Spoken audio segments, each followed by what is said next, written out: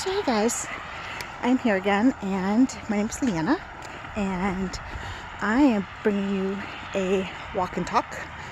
So you've got it here. I'm safe. I'm safe, but I'm walking on the road, and so I wanted to bring you a little version of walk and talk that I've come up with, and hopefully you guys will like it too. But one of the topics that I've been thinking about, and I actually did a quick little live about this in one of my Facebook groups, is positive self-talk and having a really positive body image. And those two can be exclusively separate, but they can also go together. And I think it's important for us right now to look at them together. So sometimes if we're battling weight issues, like I myself have been for decades, ever since I was a little girl actually, so 40 plus years, I have been battling weight issues. So having that positive body image can be really hard. The people who love you very much can say things to you that really kind of dampen that spirit. And so sometimes it's really hard to go out in the world and when you're different and still think about having that positive body image. Sorry.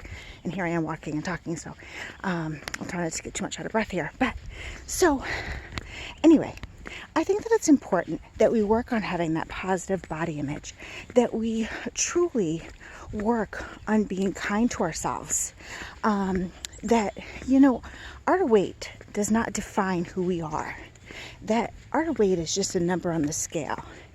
And, as much as other people tell us how healthy one is because they weigh less than somebody else, it also doesn't define that. Are you at higher risk for increased, cardiovascular risk, or do you have a higher incidence of diabetes if you have more weight? Sure, I do. And that would be one of my reasons for wanting to lose the weight, is so that I can have less risk for being a diabetic. Sure. But does that necessarily mean that I'm completely unhealthy? It does not. And we have to stop that belief that our weight defines anything about us, except that it's a number on that scale. And a number on that scale tells nobody anything other than a number. It doesn't tell them how much you work out. It doesn't tell them how well you eat. It doesn't tell them if you eat candy or if you don't. Maybe it does tell them if you eat candy. I do. I eat candy a lot. Anyway. All right. Well, I hope it's not too noisy, but here I am up on the sidewalk now. Just climbed my huge hill, so a little breathy, but that's okay. So right back into it, talking about positive self-body image.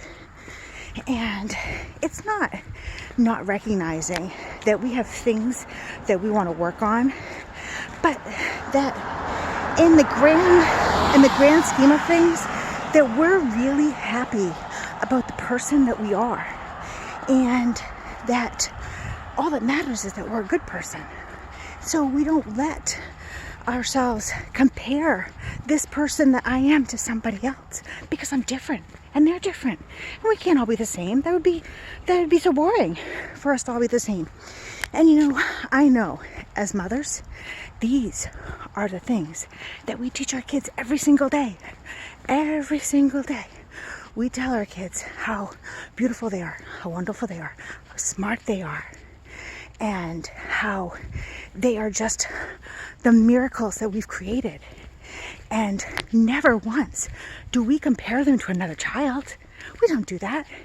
And when they come home and they say something sad, like, oh, mommy, somebody at school said this, and that I wasn't as smart as blah, blah, blah. What's the first thing we do? We go right in there and we say, you know what? You don't compare yourself to somebody else, because you're you. And you are smart. And you're wonderful. That's the first thing we do. We don't get right down and say, oh yeah, they're right. No, we would never do that. But you know what? We do that every single day about ourselves. If somebody throws that negative comment at us, we don't deflect it. We embrace it. At least that's me. And I think that's a lot of us. So I'm here to say, you know what? Deflect it.